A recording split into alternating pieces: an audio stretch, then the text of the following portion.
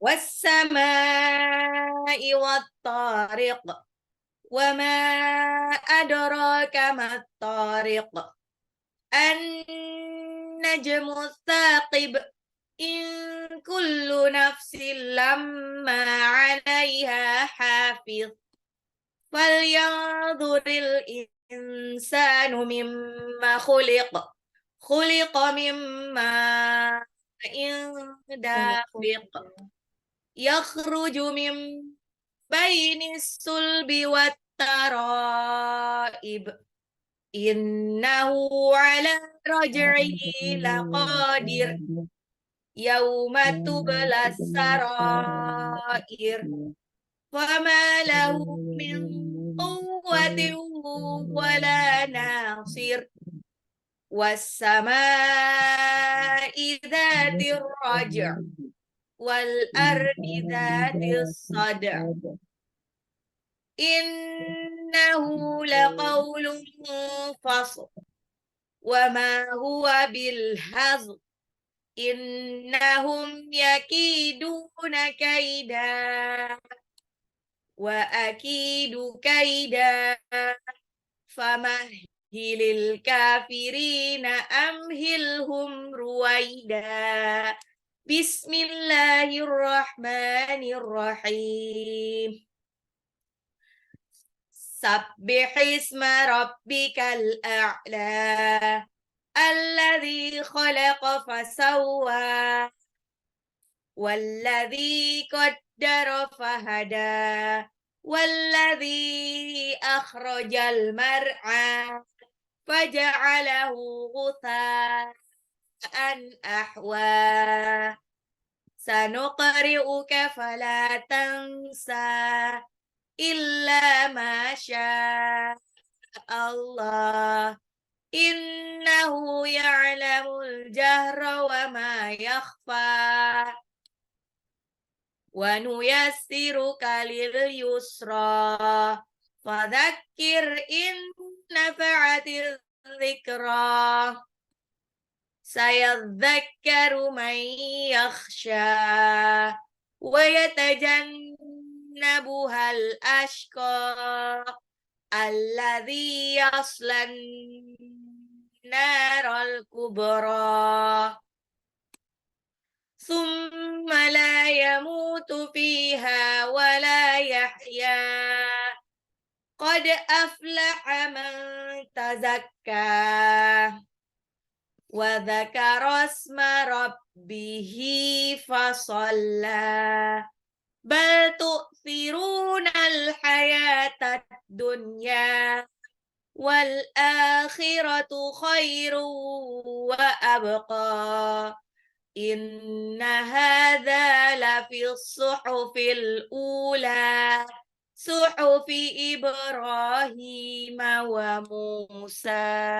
Alhamdulillah. Oke, saya ulang sedikit dari surah At-Tariq dan surah Al-A'la. Nah, surat At-Tariq ini adalah surah Makkiyah ya, di mana ayat-ayat dari surah ini turun pada fase Mekah sebelum Nabi Muhammad SAW berhijrah ke kota Madinah. Jadi kalau namanya surah-surah Makkiyah itu pasti isinya tuh nggak jauh-jauh tentang tauhid, tentang menanamkan tauhid, eksistensi dari Allah. Ya, terus juga cerita tentang hari pembalasan, kiamat, terus tentang hal-hal yang gaib, dan biasanya surat-suratnya pendek. Ya, terdapat beberapa hadis yang menyebutkan tentang surah At-Tariq, di antaranya hadis yang menunjukkan dengan tegas bahwa surat ini adalah surah Makkiyah ya. Jadi waktu itu Abdurrahman bin Khalid Al-Adwani dari bapaknya itu melihat Rasulullah SAW di pasar Sakif. Waktu itu Khalid Al-Adwani ini belum beriman. Beliau sedang berdiri sambil memegang tongkat atau busur Nabi, terus mendatangi mereka untuk meminta pertolongan kepada mereka. Dan Khalid berkata, aku mendengar Rasulullah SAW membaca wasama iwattariq sampai selesai. Dia berkata, saya memahami surat tersebut pada zaman jahiliyah, sementara aku masih dalam kondisi musyrik. Nah, ini Kemudian aku membacanya di saat sudah memeluk Islam. Dia berkata, maka orang-orang Thaqif memanggilku. Kemudian mereka bertanya, apa yang kau dengar dari orang ini? Nabi Muhammad SAW. Aku pun membaca wassama'i wattariq sampai habis. Jadi ini membuktikan bahwa At-Tariq ini memang turunnya pada waktu Rasulullah masih di Mekah, belum pindah ke Madinah. Karena saksi matanya ini salah satunya adalah Khalid Al-Adwani. Ya. Ayat ini, surah ini dimulai dengan wassama'i wattariq. Wassama'i demi langit, wattariq yang datang pada malam hari. Ya. Jadi apa sih yang datang pada malam hari? Oh, terus kenapa sih surah ini dimulai dengan kata sama? Sama ini adalah langit. Langit ini adalah salah satu makhluk Allah yang paling besar. Wassama'a banainaha biaidi wa inna lamusi'un. Dan langit kami bangun dengan kekuasaan kami dan kami benar-benar meluaskannya. Itu surah Az-Zariyat ayat 47. Jadi emang sengaja kalau buat perumpamaan terutama dalam berdakwah, cari perumpamaan yang kira-kira bisa dipahami, bisa dibayangkan oleh target dakwahnya. Ya, yang dulu bisa kalau langit itu kan bisa dilihat. Kebayanglah kafir Quraisy saat itu. Sebetulnya ada nggak sih makhluk lebih besar daripada langit? Masih ada. Salah satunya itu malaikat Jibril. Tapi siapa lah yang bisa lihat malaikat Jibril yang gaib itu? Wa ma adraka mat-tariq. Dan tahukah kamu apa yang datang pada malam hari itu? Yang datang pada malam hari di ayat 3 disebutkan an-najmus tsaqib, bintang yang bersinar tajam. At-tariq ini adalah bintang yang menembus. Bintang itu tidak muncul kecuali di malam hari, iyalah ya. Dan pada malam hari cahaya bintang ini menembus langit. Dan ada satu bintang yang cahayanya itu sangat eye catching. Nah, itu makanya disebut an-najmus tsaqib. At-tariq ini adalah bintang yang an-najmus tsaqib. Nah, terus kalau pada awal ayat kan Allah bersumpah nih ya dengan dua makhluk ciptaannya ya. Wassama'i wat-tariq, ada sama ada tariq. Terus berikutnya an-najmus tsaqib, bintang at-tariq itu adalah bintang yang bersinar tajam. Kenapa Allah bersumpah dengan dua makhluknya itu? Kalau Allah terserah Allah mau bersumpah dengan nama apapun ciptaannya. Tapi kalau manusia dilarang keras untuk bersumpah selain Allah. Karena kenapa? Man halafa bi ghairillahi faqad kafara au asyraka. Barang siapa yang bersumpah dengan menyebut selain Allah, maka sungguh dia telah kafir atau musyrik. Nah, hati-hati jangan sampai bersumpah demi nama ibuku. Sumpah demi ibu gitu, sumpah demi apa gitu. Itu nggak boleh. Bolehnya ya demi Allah aja, tapi juga kita nggak semudah itu mengucap sumpah. Jadi nggak apa-apa diucapin sumpah. Sumpah itu gunanya apa sih? Sumpah itu gunanya untuk penegasan akan sesuatu. Kalau kita dikit-dikit pakai demi Allah, jadi orang nggak tahu mana yang serius, sungguh-sungguh, mana yang penegasan, mana yang enggak. In kullu nafsin lamma 'alaiha hafiz. Setiap orang pasti ada penjaganya. Tidak ada satu jiwa pun melainkan ada pencatat amalnya. Sebagaimana yang telah di surah Al-Fitr itu kan ada wa inna 'alaikum lahafizin kiraman katibin ya'lamuna ma taf'alun, dan sesungguhnya bagi kamu ada malaikat-malaikat yang mengawasi pekerjaanmu yang mulia di sisi Allah dan yang mencatat perbuatanmu.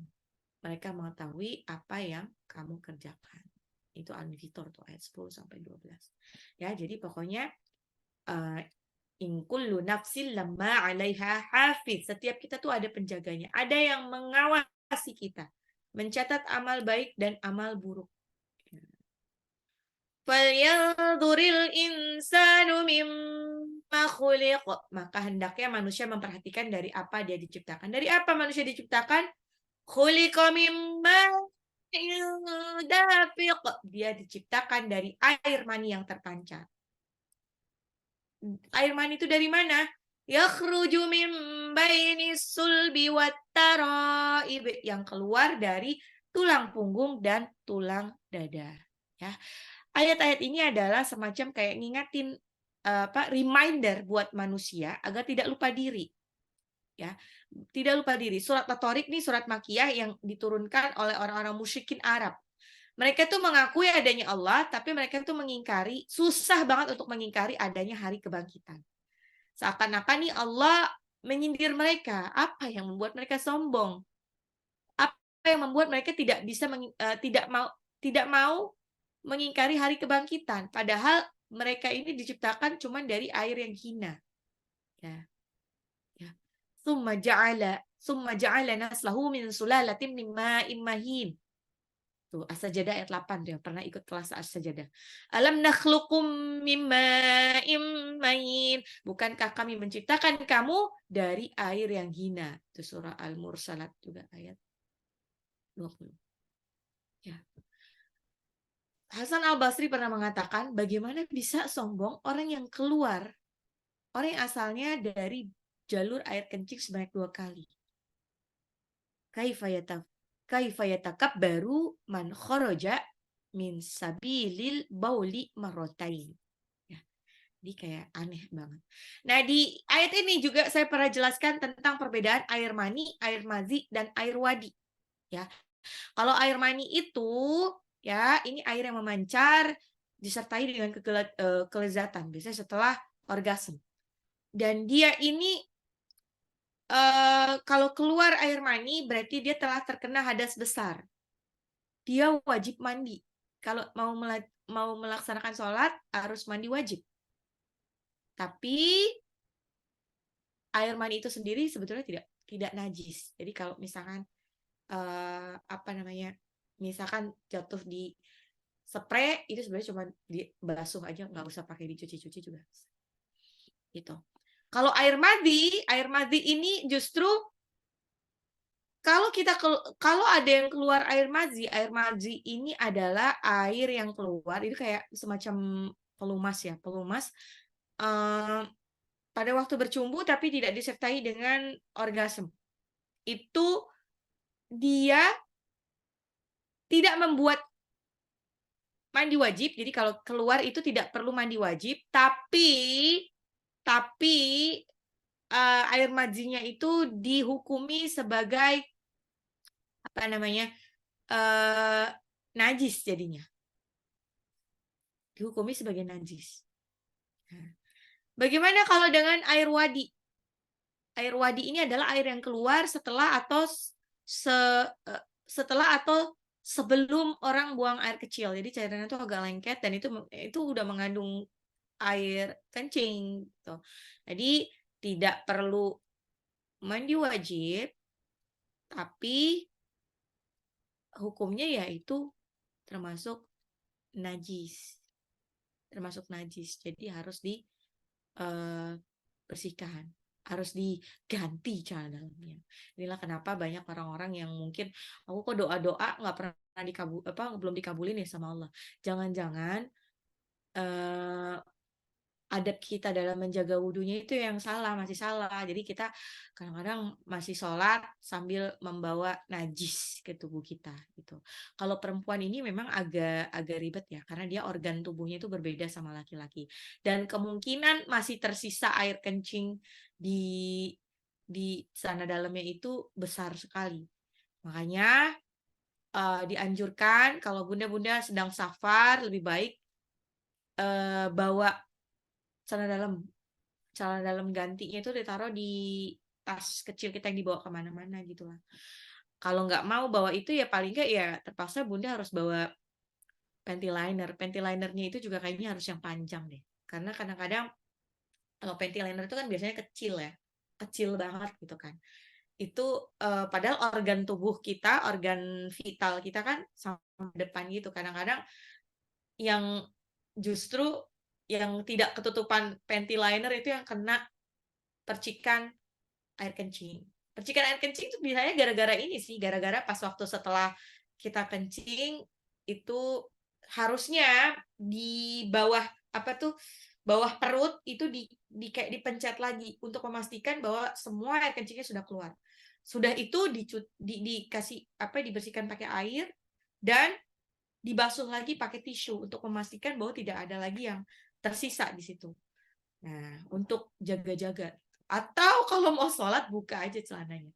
Celana dalamnya. Kayak emak-emak zaman dulu tuh, Masya Allah. Makanya ya, qadarullah, emak-emak zaman dulu, ibu-ibu zaman dulu, kenapa doanya kok mustajab banget ya? Karena mereka, walaupun mereka mungkin tidak terlalu belajar ngaji ya, tapi pengetahuan mereka yang sedikit itu benar-benar diterapkan.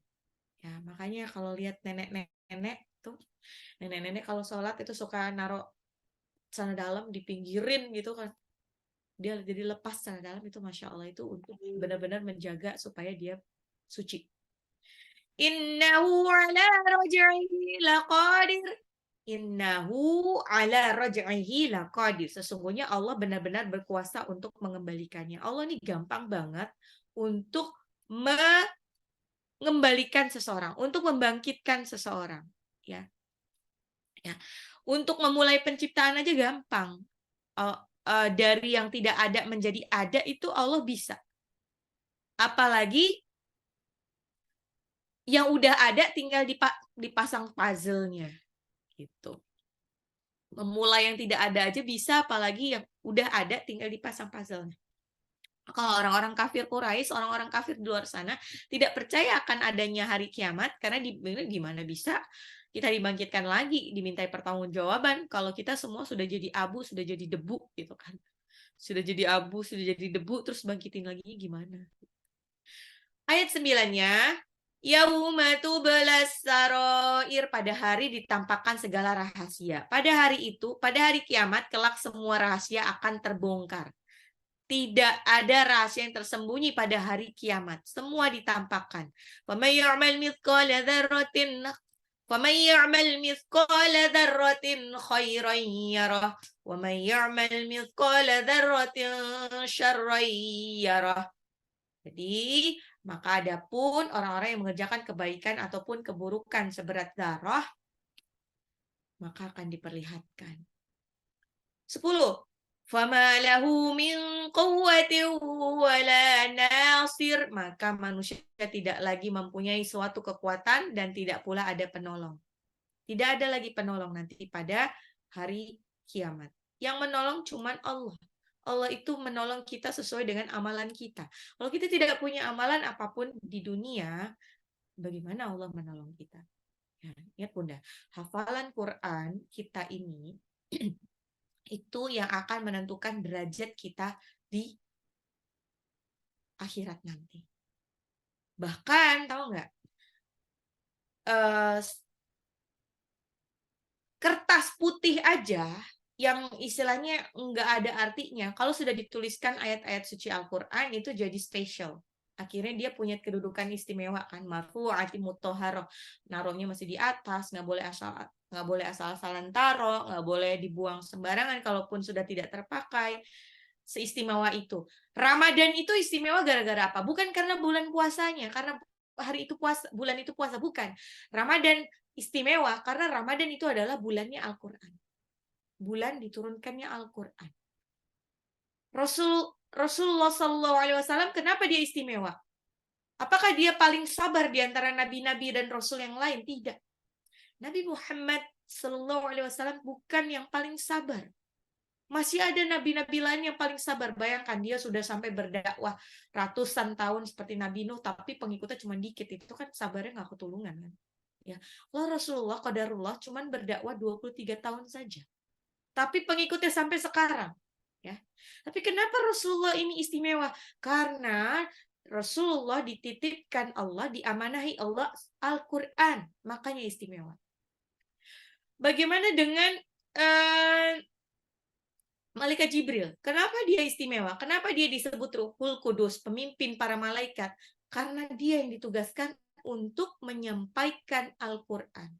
Jadi kurirnya Al-Quran, kurirnya Allah untuk menyampaikan Al-Quran ke Nabi Muhammad SAW.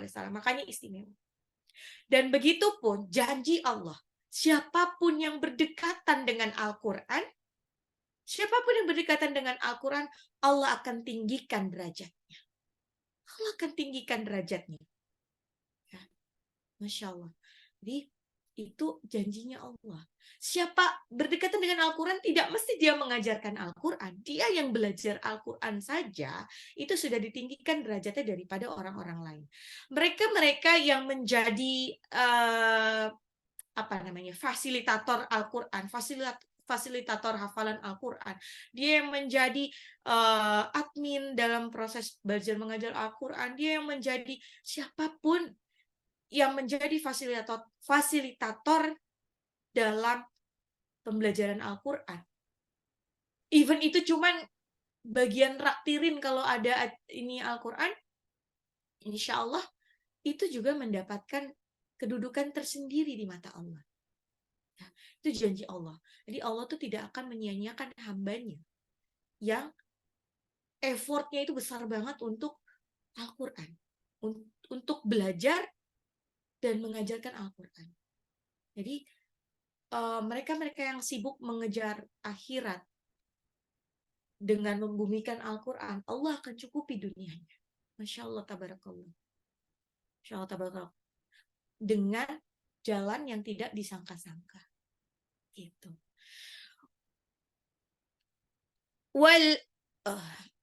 Wassama'i dzatir raji', demi langit yang mengandung hujan. Wal ardi dzatis sad', dan bumi yang mempunyai tumbuh-tumbuhan. Jadi ar-raji' karena hujan itu berulang-ulang ya. Jadi salah satu sumber kehidupan yang paling penting adalah air. Air yang ada di muka bumi ini dari air hujan juga. Air hujan yang jatuh ke bumi, bumi yang tandus itu jadi gembur. Kalau gembur akhirnya itu merangsang benih-benih yang ada di dalamnya untuk untuk keluar benih, biji-bijian itu untuk keluar benih. Benih keluar tunas, terus akhirnya bisa menembus tanah. Tunas itu tidak akan menembus tanah yang kering, susah. Terlalu keras, jadi tidak bisa ditembus. Makanya adanya air hujan ini membantu benih-benih tumbuh tunas. Innahu laqaulun fasl. Sesungguhnya Al-Quran itu benar-benar firman pemisah antara hak dan yang batil. Dan wama huwa bil hazl. Al-Quran itu bukanlah senda gurau. Al-Quran ini adalah pemutus dan pembeda antara yang hak dan yang batil. Apabila sudah datang ayat dari Allah, maka kewajiban kita adalah menerimanya. Jadi walaupun kita belum bisa mengerjakan semua yang ada di dalam Al-Quran, kalalama yaqadima amarah, Allah tuh paham banget ya, bahwa kita tuh belum bisa mengerjakan semua perintahnya. Tapi at least kita bukan jadi orang yang menghina isi dalam Al-Quran, atau menjadi orang yang justru memprovokasi orang lain untuk tidak percaya dengan isi Al-Quran. Gitu. Dan Al-Quran ini bukan untuk candaan atau senda gurau. Hati-hati, jangan membuat Al-Quran ini sebagai senda gurau. Innahum yakiduna kaida. Sesungguhnya mereka yakiduna, tipu daya, kaida yang jahat. Sesungguhnya orang-orang kafir ini merencanakan tipu daya yang jahat. Kalau orang kafir merencanakan tipu daya yang jahat, Allah lebih bisa membuatnya. Wa akidu kaida, dan aku pun bisa membuat rencana tipu daya yang jitu. Bisa aja buat Allah untuk membalas mereka. Tapi Masya Allah, Allah ini adalah zat yang maha pengampun.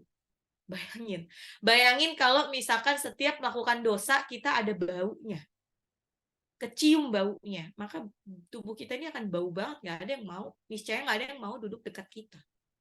Masya Allah, Allah tuh baik banget. Kalau kesalahannya masih dikit-dikit, itu masih ditutup aibnya sama Allah. Qadarullahnya, banyak manusia yang malah membuka aibnya sendiri. Famahilil kafirina amhilhum ruwaida.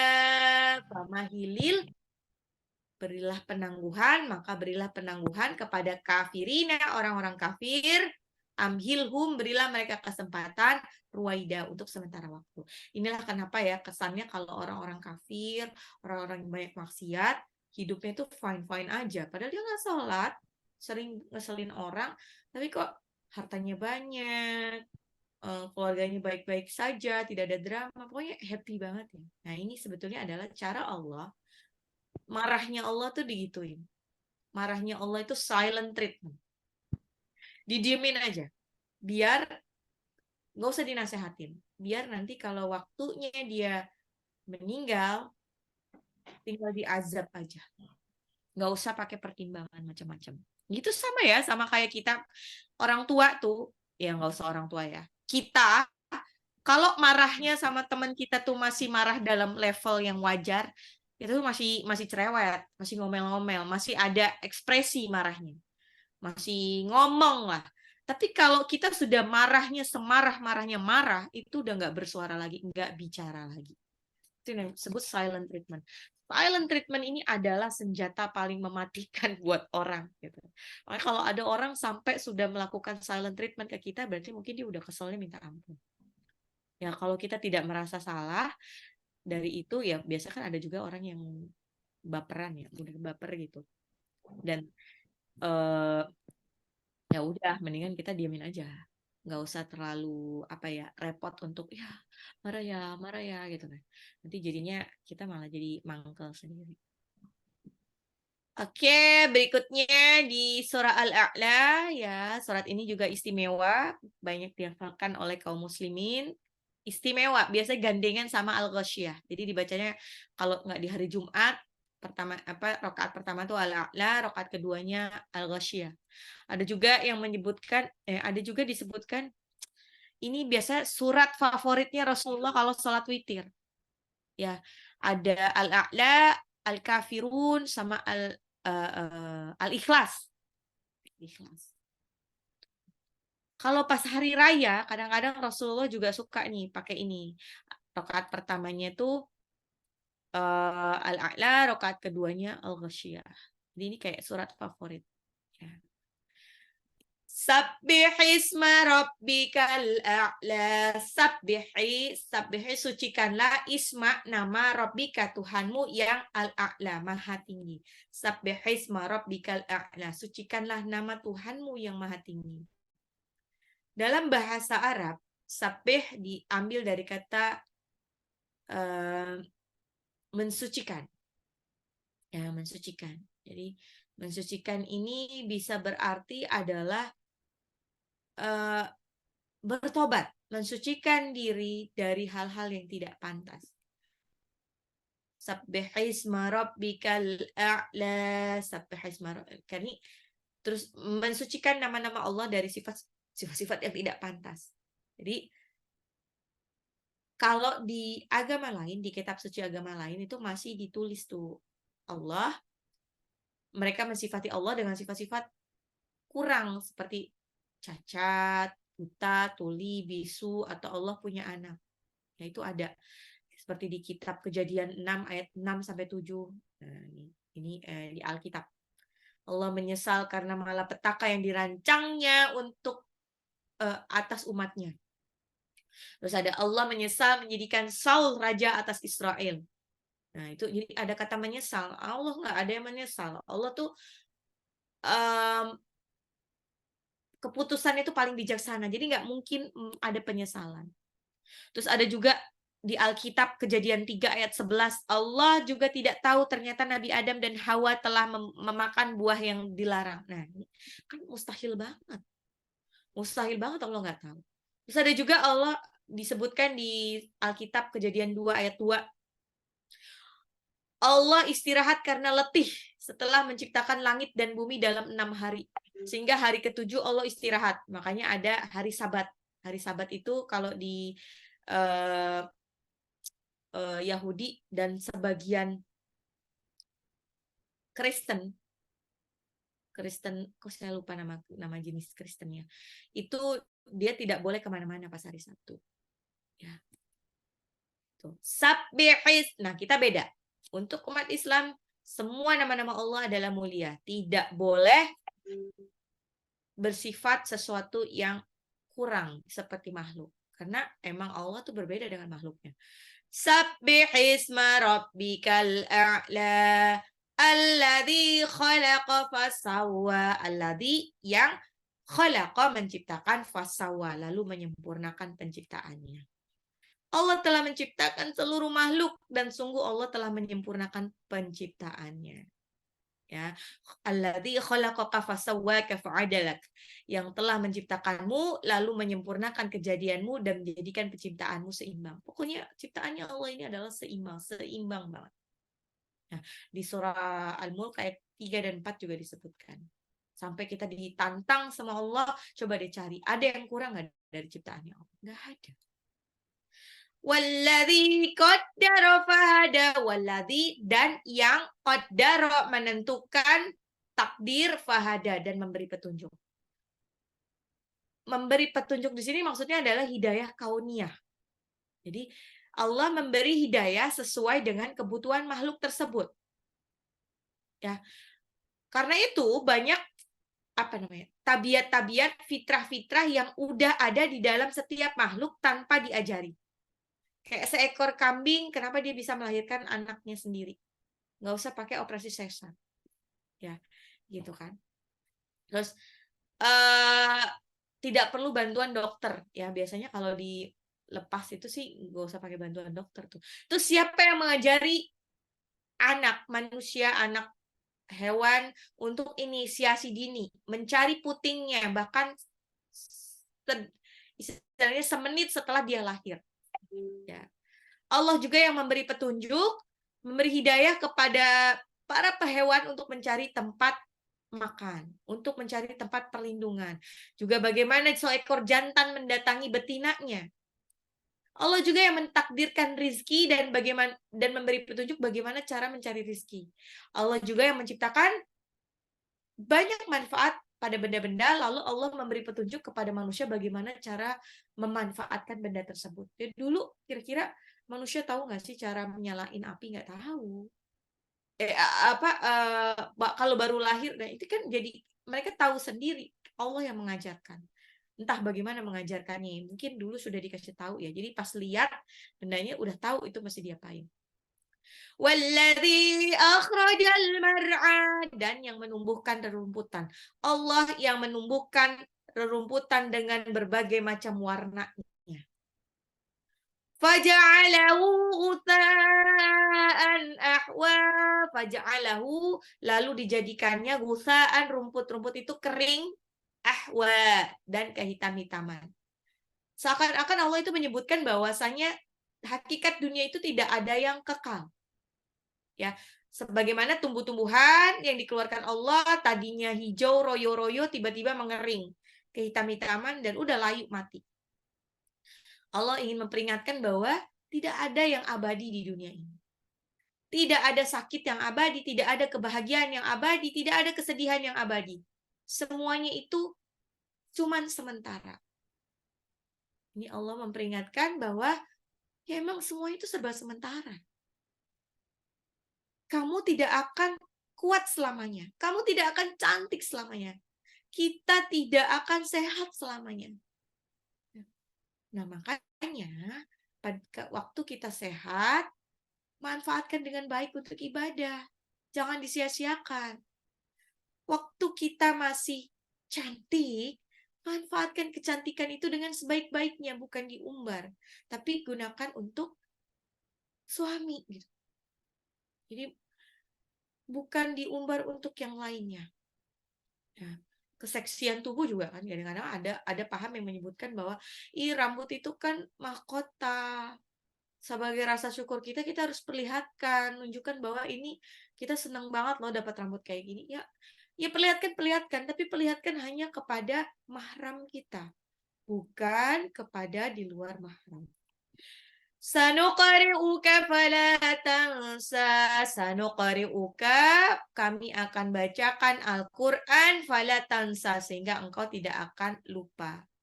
Ya, fala tansa. Jadi dulu caranya Nabi Muhammad SAW menghafal Al-Quran ini juga talaki. Siapa yang mentalaki? Yang mentalaki adalah malaikat Jibril. Nabi Muhammad SAW ini nggak bisa baca tulis Al-Quran. Disebutnya Umi. Jadi kenapa? Biar nanti kalau orang-orang di luar sana menuduhnya ini hasil karangan, ya emang Rasulullah nggak bisa baca tulis, gimana caranya bisa ngarang? Kalau namanya pengarang, ngarang segitu banyak ya harus ditulis. Kalau nggak ditulis lupa lah.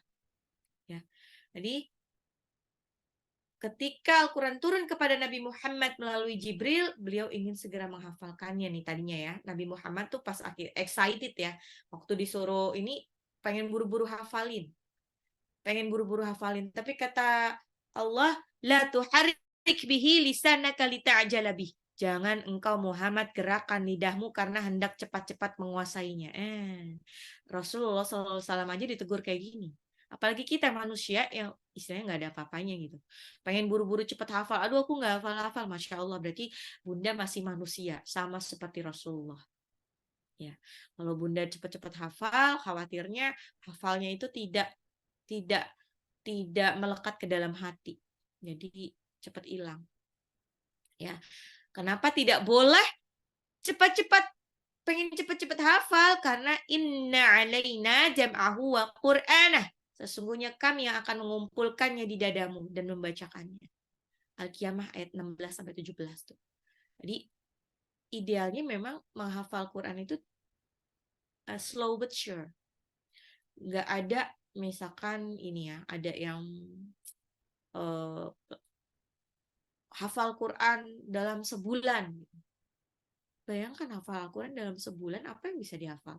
Jangan-jangan dia cuma seperti, ya cuma hafal ayat-ayat doang, dan itu pun mungkin tajwidnya tidak benar gitu kan. Ya, terus nanti dia tidak paham artinya apa. Bagaimana dia bisa tahu jalan cerita dari suatu ayat Al-Quran? Bagaimana dia bisa mengambil hikmah dari Al-Quran itu kalau bahkan dia tidak tahu jalan ceritanya, tidak tahu tokoh antagonis protagonis itu siapa di dalam surah itu. Ya, hati-hati, jangan misalkan, kok dia tiba-tiba hafal, hati. Sebelumnya tuh saya pernah cerita ya waktu kejadian saya rihlah dengan salah satu grup halakoh, salah satu grup hafalan. Dari situ akhirnya saya tahu. Dulu memang sudah dikasih tahu sama guru-guru gitu kan, bahwa jangan bangga hafal Quran. Setan sama jin juga hafal Quran gitu kan. Banyak yang hafal Quran. Cuman bedanya adalah penghafal Quran yang benar itu bukan hanya menghafal, tapi menjaga. Makanya disebut hafiz-hafizoi, menjaga hafalan Quran. Dan menjaganya dengan iman. Menjaganya dengan iman, bukan menjaga dengan kebanggaan. Ada orang yang pengen menghafal Quran hanya biar bangga-banggaan doang. Gitu kan. Nah, pada waktu itu waktu saya jalan dengan mereka itu salah satu ada yang kemasukan jin, tapi kemasukan jinnya tuh tiba-tiba jadi hafal Quran. Dan saya tuh sadarnya karena tiba-tiba dia ngikutin saya dan kayak balas-balasan sambung, maksudnya bukan sambung lah, dia tuh bisa mengikuti dengan baik, malah kayak ya balas-balasan salah satu surah di dalam Al-Quran, dan saya yakin dia belum hafal dan nggak tahu itu surat apa, tapi dia hafal tiba-tiba. Dan pas waktu sudah sadar ditanya, kamu tadi tahu nggak itu baca apa? Nggak tahu, orang tadi cuma baca amin amin. Nah, padahal saksi matanya bukan saya, jadi ada lagi yang lain. Jadi itu menggambarkan bahwa jin tuh juga hafal Quran. Gitu. Kalau misalkan tiba-tiba ada orang yang tiba-tiba saat itu juga dia dalam waktu sebulan dia hafal 30 juz gitu kan. Jangan-jangan di dalam tubuh dia tuh bukan orang biasa, tapi ada jinnya. Wallahu a'lam bishawab ya. Gitu. Jadi yang jelas sih kemampuan dasar manusia itu insya Allah tuh semuanya sama ya. Ada limitnya lah. Jadi kalau dia tiba-tiba menjadi super, tiba-tiba dia bisa misalkan bisa bahasa asing tanpa belajar, kilat gitu. Terus dia bisa hafal Al-Quran padahal proses itu singkat banget, kemungkinan ada jin di dalamnya. Tuh. Ya Allahu a'lam bishawab. Ya. Nah ini janji Allah, sanuqri'uka fala tansa. Jadi kalau sudah ditalaki, insya Allah tidak akan lupa. Ya, illa masya Allah innahu ya'lamul jahra wa ma yakhfa. Kecuali jika Allah menghendaki. Sungguh dia mengetahui yang nampak, al-jahra wa ma yakhfa, dan yang tersembunyi. Jadi Allah ini tahu, maha tahu apa yang tersembunyi dalam hati kita itu tahu. Wa asirru qaulakum awijharu bih innahu animum bidzatis sudur. Dan rahasiakanlah perkataanmu atau tampakkanlah. Sesungguhnya dia maha mengetahui segala isi hati. Jadi Allah tuh mengetahui segala isi hati. Wa nuyassiruka lil yusra wa nuyassiruka lil yusra, dan kami akan mudahkan jalan kemudahan bagimu. Dan kami akan memudahkan bagimu ke jalan kemudahan. Ya. Jadi pokoknya kalau ada orang yang pengen belajar Al-Quran, insya Allah ini udah janji Allah, Allah akan mudahkan. Allah akan mudahkan, asal syarat-syaratnya sudah dipenuhi. Syarat-syaratnya apa? Ya kalau belajar Al-Quran, jauh-jauhilah dari maksiat, biar dimudahkan untuk menghafalnya, untuk meresap ke dalam hatinya, itu juga biar dimudahkan. Ya. Wa nuyassiruka lil yusra fadzakir in nafa'ati dzikra fadzakir. Maka berikanlah peringatan in nafa'ati, bermanfaat, dzikra jika peringatan itu bermanfaat. Maka berikanlah peringatan karena peringatan itu bermanfaat. Ya, jadi kita tuh punya kewajiban untuk menyampaikan walau hanya satu ayat. Jadi satu walaupun kita cuma punya satu yang kebenaran yang bisa kita sampaikan, ya sampaikan. Tapi kita juga mesti lihat-lihat target dakwah kita. Ya, kalau harus disesuaikan. Jadi orang yang biasa ngaji sama yang nggak sama sekali ngaji ya dibedakan lah. Jangan langsung ujuk-ujuk berat materinya. Nanti kalau ujuk-ujuk berat lari dia. Misalkan orang yang baru mu'alaf gitu. Tiba-tiba dia di ini banget. Ayo, ta'awuz ya, a'udzu billahi minasyaitonir rajim.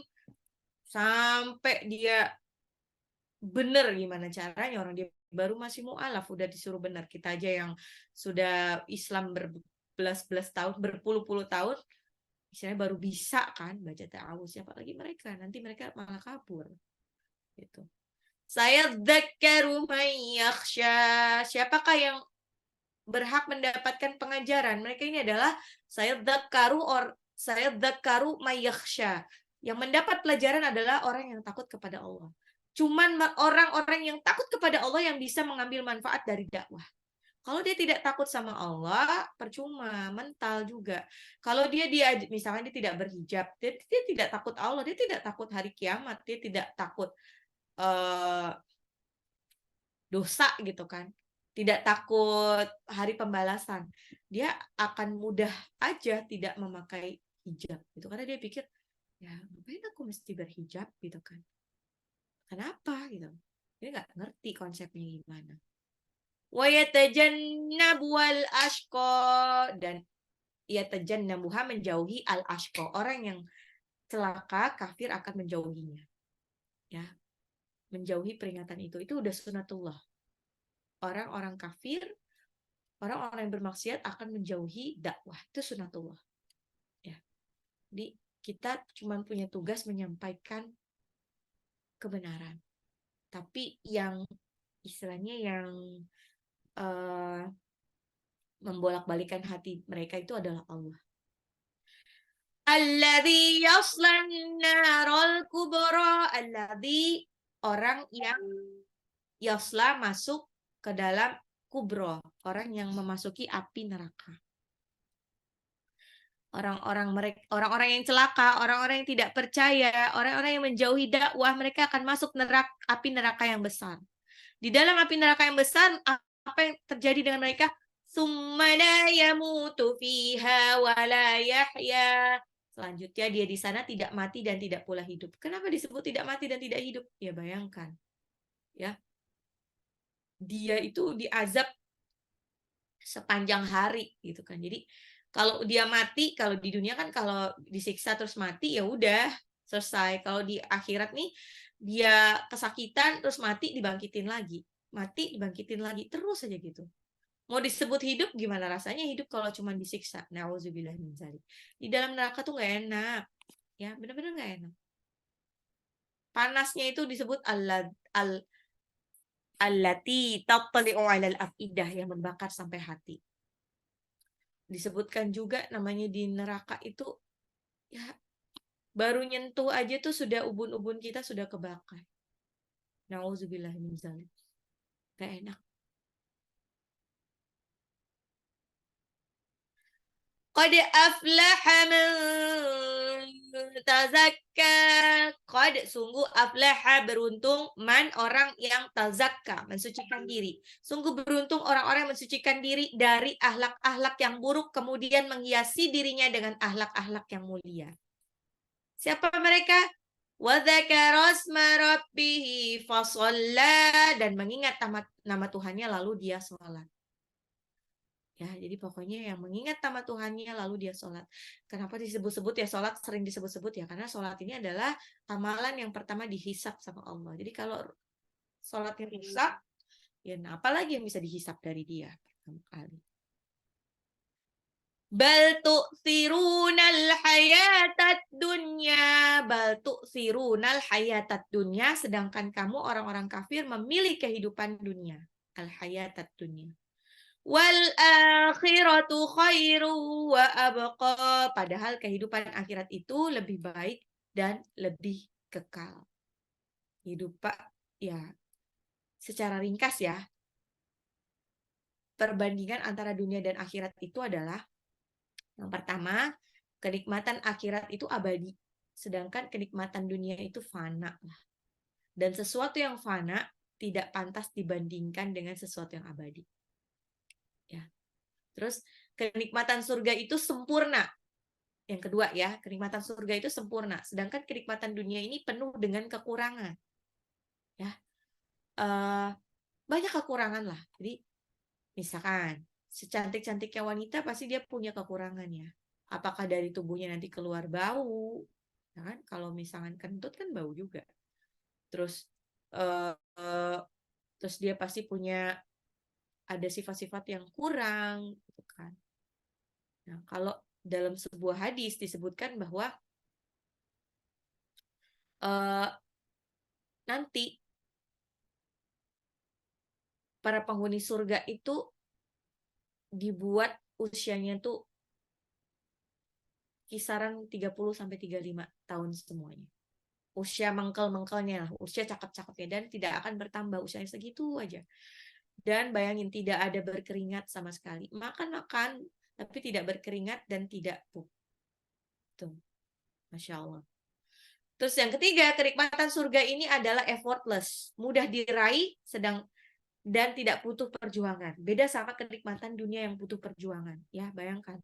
Kita kalau mau duren tidak pada musimnya bisa nggak bisa, tapi ya pergi ke supermarket beli, harganya mahal.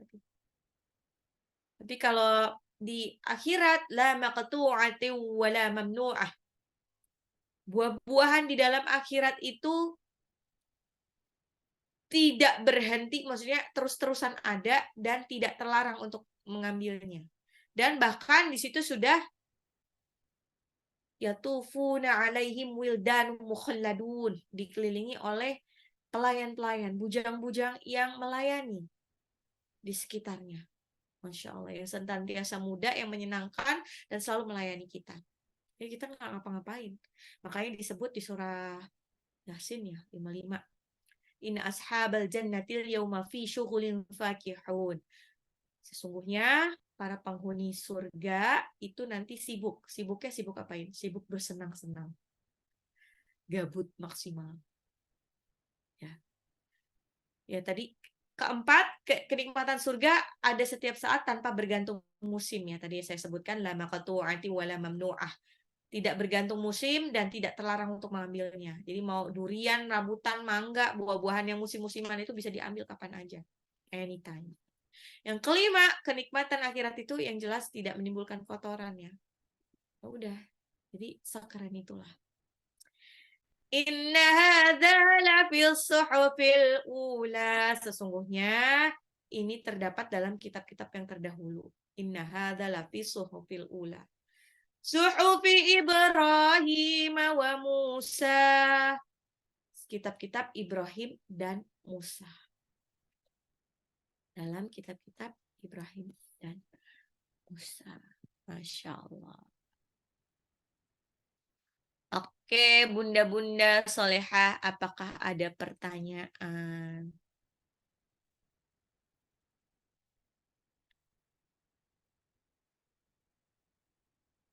Apakah ada pertanyaan dari surah At-Tariq dan Al-Lail ini?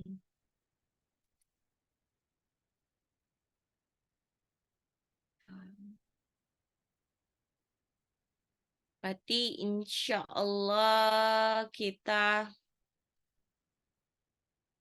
nanti cek hafalan mulai pekan depan yang sudah ada ininya. Sudah ada jadwalnya. Nanti saya akan sampaikan kira-kira yang mana yang di rombak ya. Yang jelas sih tanggal 5 itu nggak bisa tuh. Tanggal 5 dari siang sampai sore nggak bisa. Saya nggak tahu kalau masih pagi.